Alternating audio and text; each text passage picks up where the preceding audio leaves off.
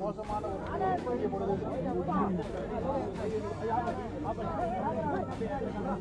என்னிடம் வந்து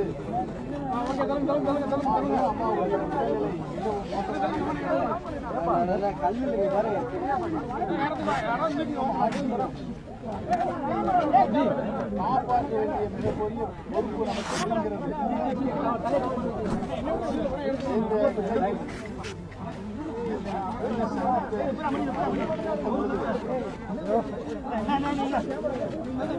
அம்மா அவர்கள்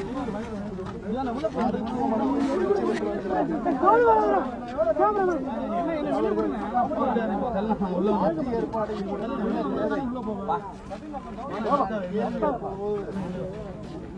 அந்த மாதிரி ஒரு அசாதமான சூழல் இருந்தால் உடனடியாக ஒரு நல்ல முடிவை எடுக்க வேண்டும் என்று அவர்கள் சொன்னார்கள். அந்த அடிப்படையில் அவர்கள் சொன்னதை நான் கேட்டு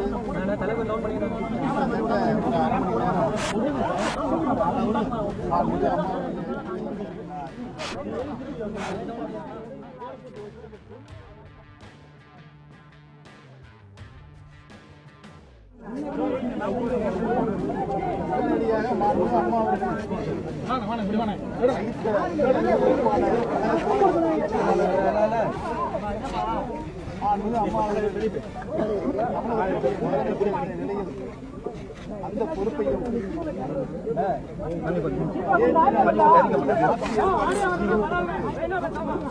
அவர்கள் படித்த நீங்கள் என்ன சொல்கிறீர்கள் என்று நான் கேட்டேன். அவர்கள் கழக பொதுச் செயலாக மாண்புமிகு மதுசூதரன் இருக்க வேண்டும் என்று அவர்கள் சொன்னார்கள். முதலமைச்சராக நீங்கள் பொறுப்பேற்க வேண்டும் என்று சொன்னார்கள். நான் அதை ஏற்றுக்கொண்டேன். நான் அதை மறுத்தேன். என்னால் புரட்சித் தலைவர் அம்மாவுக்கு உயிரோடு இருந்த நிலையில் 2 முறை என்னை மாண்புமிகு அம்மாவுக்கு ஒரு இக்கட்டான சூழ்நிலை ஏற்படும் பொழுது மாண்புமிகு அம்மாவர்கள் என்னை அழைத்து சொன்னார்கள். நான் அதை இருக்கின்ற சூழ்நிலை அதை ஏற்றுக்கொண்டு மீண்டும் மாண்புமிகு அம்மாவர்களுக்கு மனநிறைவே எனக்கு போதும். மீண்டும் ஒரு முறை மாண்புமிகு அம்மாவர்கள் இல்லாத நேரத்தில் என்னால் அந்த பதவி வேண்டாம் என்று யாராவது நீங்கள் முடிவு பண்ணி கழகத்தினுடைய பொதுமக்களுக்கு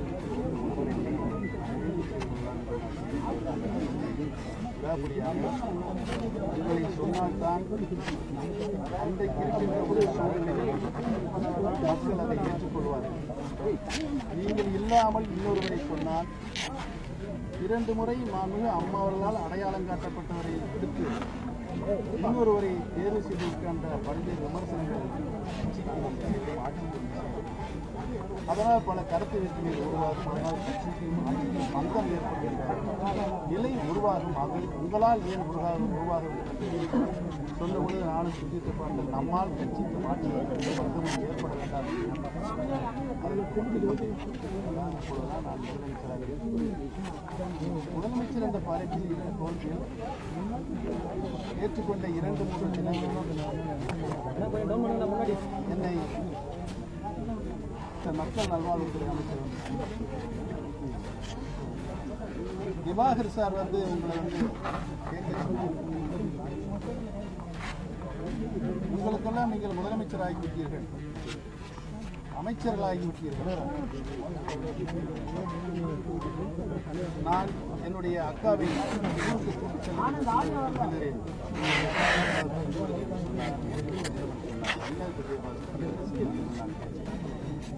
கழகத்தினுடைய பொதுச் செயலாளர் அவரை கொண்டு வர வேண்டும் என்று அவர் விரும்புகிறார்.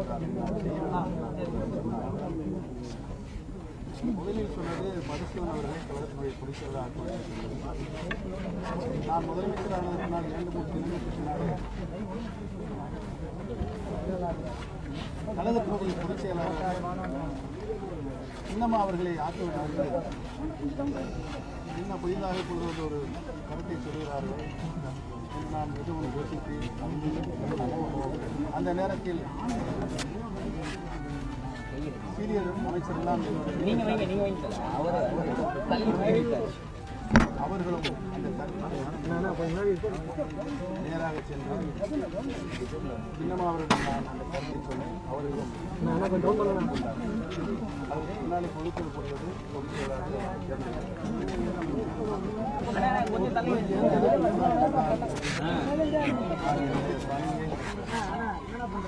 மிகு அம்மாவுடைய ஆட்சி புகழ் சேர்த்திருக்கின்றார்கள். அதிலிருந்து நான் சிறிதும் எந்தவித குறையும் பங்கமும் ஏற்படாமல் என்னுடைய பணியை கடமையை நிறுவனத்தை நடத்தியிருந்தால் மனதிலே நான் உறுதியேற்றுக் கொண்டு செயலாற்றுகின்றவர்தான் எதிர்பாராத வரலாற்று அந்த வரதா புயல் வந்த நேரத்தில் நான் மற்றும் அமைச்சர்கள் பொதுமக்கள் அனைவரும் அந்த அதனுடைய அடிப்படையே தெரியாத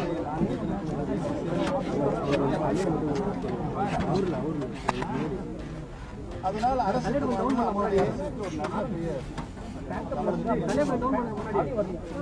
அது எனக்காக நான் செய்யவில்லை. அம்மாவுடைய ஆட்சி கிடைத்த நன்மையாகத்தான் நான் அந்த நேரத்தில் நிலையத்தினுடைய கடமையை அது அவர்களுக்கு மிகப்பெரிய அதற்கு முன்னாலே சென்னை மாநகரத்தினுடைய குடிநீர் சென்னை மாநகரத்திற்கு குடிநீர் தேவையாக மாதம்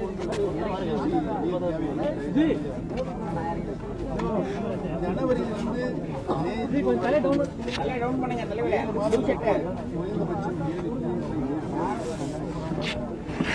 4 நீர்த்தேக்கங்களிலும் முற்றிலும் குறைவாகத்தான் ஒரு மாதம்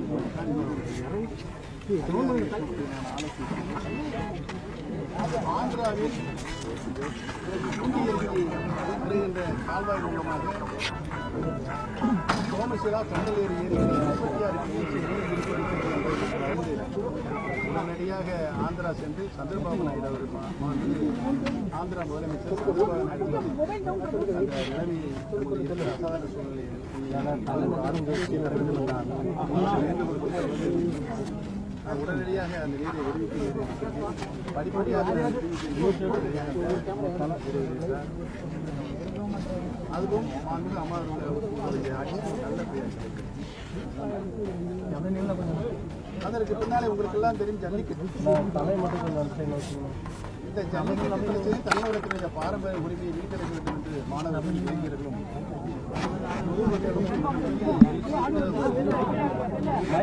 ஆர்ப்பாட்டத்தில் நம்முடைய மெரினா கடற்கரை கூடினார்கள். 4 நாள் அந்த போராட்டம்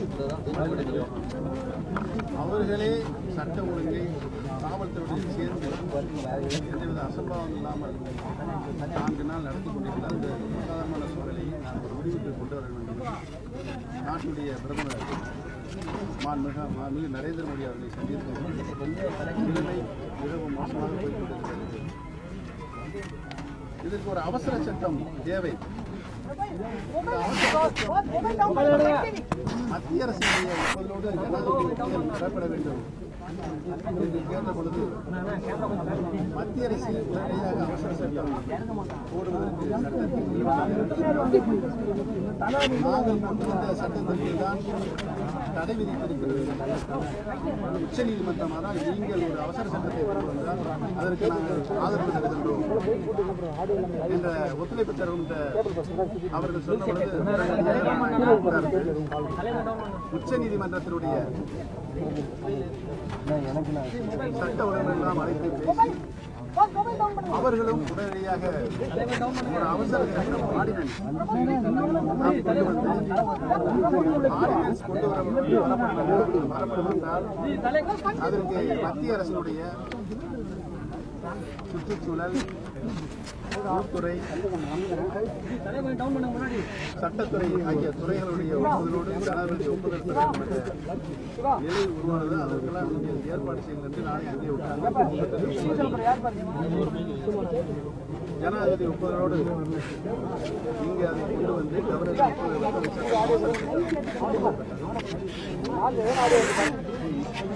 மறுபடியும் நம்முடைய போராட்டக்காரர்களுக்கு மாணவர்களுக்கு நிரந்தர சட்ட ஆளுநர் உரையோடு தொழில்கள் 65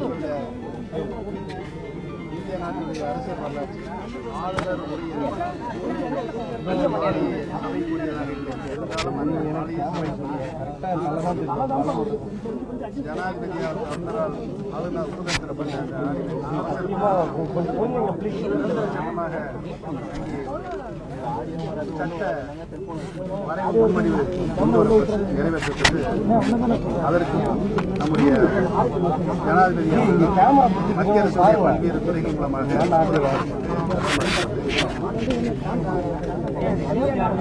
நான் ஒரு பக்கம் நாட்டின் பிரதமர் பார்த்து சென்றிருக்கிறேன். நாடாளுமன்ற சபாநாயகர் தம்பித்துறை 50 நாடாளுமன்ற பிரதமரை பார்ப்பதற்கு முதலமைச்சர் வந்திருக்கிறார்.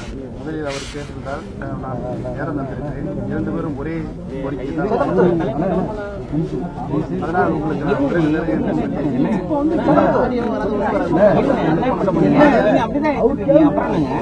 நான் எனக்கு ஏற்பட்ட மன உளைச்சலை மன வருஷத்தை இங்கே வந்து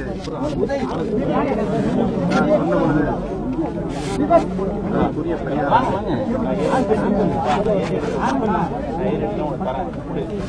அதற்கு அடுத்த நிகழ்வாக சட்டமன்ற உறுப்பினர்களால் சட்டமன்ற தலைவராக என்னை தேர்ந்தெடுத்து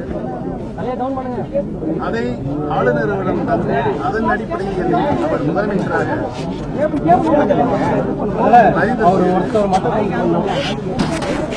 என்னுடைய பரிந்துரைகள் அமைச்சரவை பொறுப்பேற்றுக் கொண்டு என்னுடைய பணியை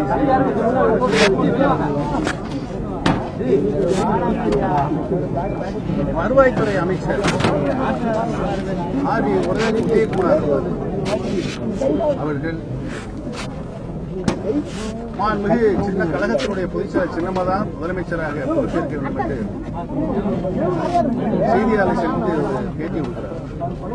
நான் இதை உடனடியாக பொதுச்செயலாளர் கவனத்திற்கு கொண்டு சென்று சட்டமன்ற உறுப்பினராக தலைவராக என்னை தேர்ந்தெடுத்து என்னுடைய தான் வருவாய்த்துறை அமைச்சர் நியமிக்கப்பட்டிருக்கிறார். என்னுடைய அமைச்சர் அவையில் இருக்கின்றவரே இன்னொருவரை முதலமைச்சர் என்று அவர் தெரிவித்தார். அது நீதிக்கு, நியாயத்திற்கு, தர்மத்திற்கு சரிதானா?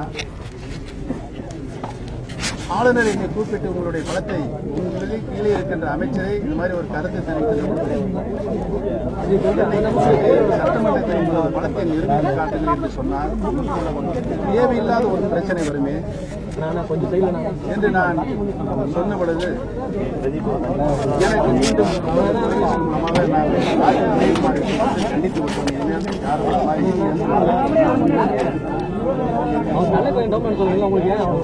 ஆர்.பி. உதயகுமார் அந்த மாதிரி பேசியதை என்னுடைய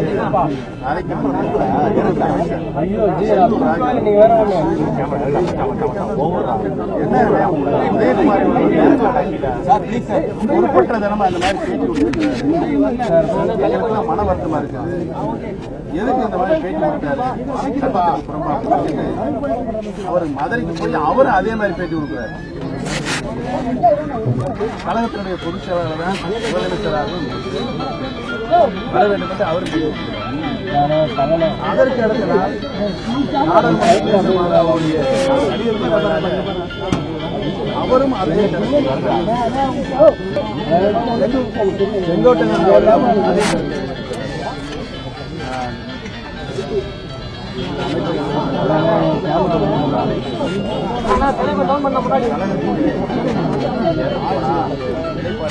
நானே கருத்து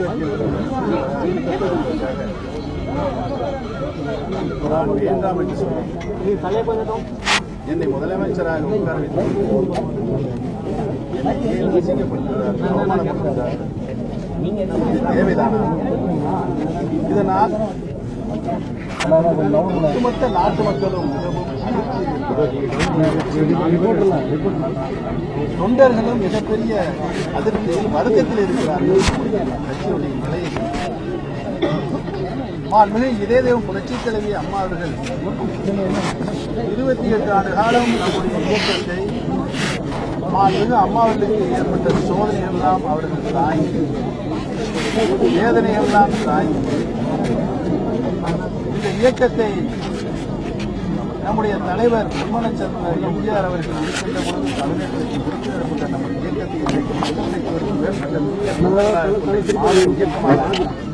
உருவாக்கி தந்திருக்கின்ற இந்த இயக்கத்தை 2011 ஆட்சி பொறுப்புக்கு வந்து மீண்டும் 2016 மாண்புமிகு அம்மாவர்கள் தொடர்ந்து ஆட்சியை தமிழ்நாட்டில் என்னால் நிறுவ முடியும் என்று சாதித்து காட்டிய புரட்சித் தலைவர் அம்மா அவர்கள் புகழ்ச்சி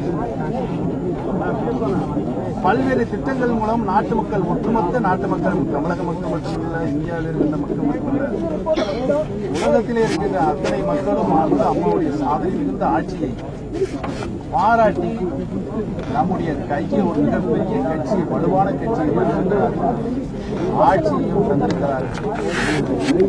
இதனை நாம் கட்டுப்பாடோடு கவனத்தோடு நமக்குள்ளே எந்த வேறுபாடும் இல்லாமல் பொறுப்பாக நடந்து கொள்கின்ற ஒரு சூழலை தான் நம்ம மாதிரி கட்சியினுடைய சீனியர்கள் செய்ய வேண்டுமே ஒழிய என்னை உட்கார வைத்துக் கொண்டு இந்த பதவிக்கும் என்னை வந்து தனிப்பட்ட முறையில் என்னை நிகழ்ச்சியாக பேசினாலோ அவமானப்படுத்தி பேசினாலோ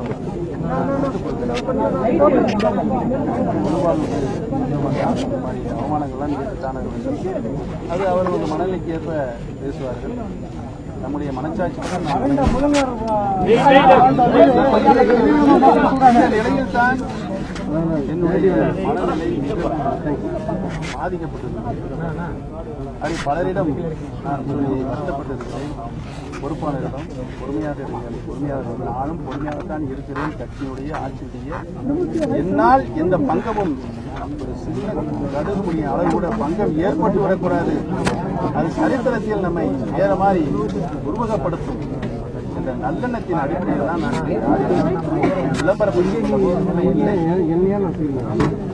இந்த சூழலில் தான் சட்டமன்ற உறுப்பினருடைய கூட்டத்திற்கு ஏற்பாடு அனைத்து சட்டமன்ற உறுப்பினர்களையும் கையொப்பம் பெற்றுக் கொண்டிருக்கிறார்கள். நான் கடந்த 5-6 நாட்களாக 2 கப்பல்கள் உராய்வினால் ஏற்பட்ட அந்த கச்சா எண்ணெயினுடைய அது வெளியேறி கடலில் கால்வதை தமிழக அரசும் மத்திய அரசும் சேர்ந்து அங்கே அந்த நிவாரணப் பணிகளை, அந்த கழிவுகளை அகற்றுகின்ற பணிகள் இருக்கிறது. அரசு பார்ப்பதற்காக சென்று அதை முடித்துக் கொண்டு தலைமை கழகத்தில் வந்து அதிகாரிகள் எல்லாம், மத்திய மாநில அரசு அதிகாரிகள் எல்லாம் சொல்லுவாங்க அந்த பணியை சீக்கிரம் முடிவில்லாமல் முடிக்க வேண்டும் என்று அவர்களுக்கு பல்வேறு கட்டளைகளை. அதற்கு முன்னால் நான் அம்மாவுடைய வீட்டுக்கு சென்ற அங்கே அமைச்சர்கள், தலைமை கழக நிர்வாகிகள், கழக பொதுச்செயலாளருடைய குடும்பத்தில் இருக்கின்ற உறுப்பினர்கள்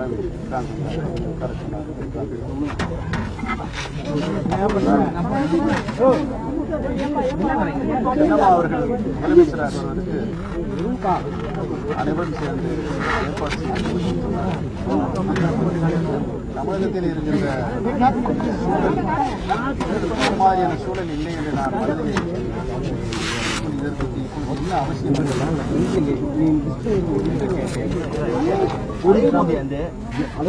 அவர்கள்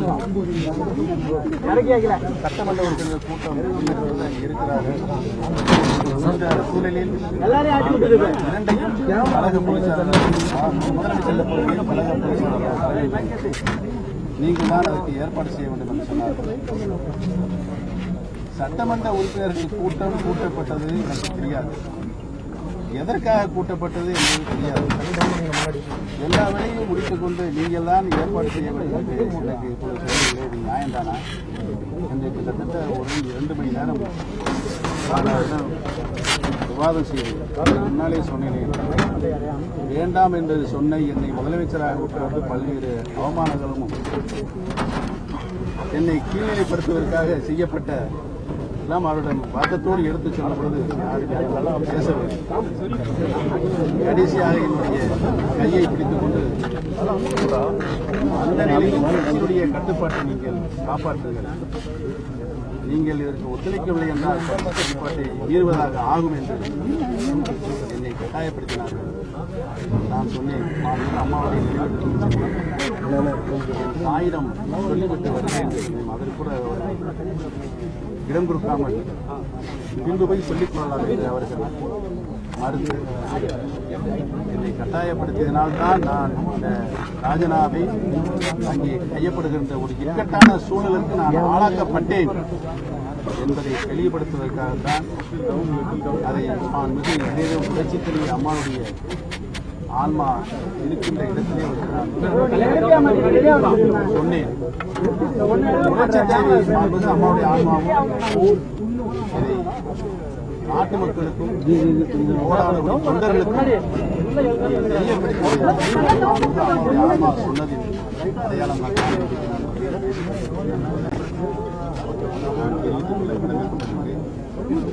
என்னை பொறுத்தவரையில் கட்சிக்கும் கழக பொதுச் செயலராக அனைத்து இந்திய அண்ணா திராவிட முன்னேற்ற கழகத்தினுடைய அடிமட்ட செயல் வீரர்கள் ஒட்டுமொத்த செயல்வர்களும் எண்ணுகிற ஒருவர்தான் கழகத்தினுடைய பொதுச் செயலராக வர வேண்டும். ஒட்டுமொத்த மக்களினுடைய யாரை விரும்புகிறார்களோ அவர்தான் முதலமைச்சராக வர வேண்டும் கருத்தின் அடிப்படையில் தான் எதிர்காலத்தில்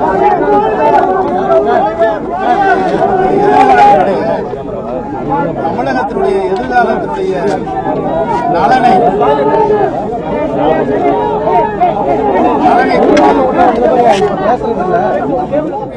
யாரோ ஒருவர் கழகத்தினுடைய கட்டுக்கோப்பாக வழிநடத்துகின்ற ஒருவரை ஆட்சியை புரட்சித் தலைவி அம்மா அவர்கள் நம்முடைய இயக்கத்திற்கு இன்றைக்கு ஏற்படுத்தியிருக்கின்ற நல்ல பெயரையும் காப்பாற்றுகின்ற ஒருவர் நம்முடைய இயக்கத்திற்கு வர வேண்டும் என்ற நல்ல அடிப்படையில் கருத்தில் நான் கடைசி வரை உறுதியாக இருப்பேன். தன்னந்தனியாக நின்று கூட நான் போராடுவேன். இதற்கு நான் தயாராக இருக்கிறேன்.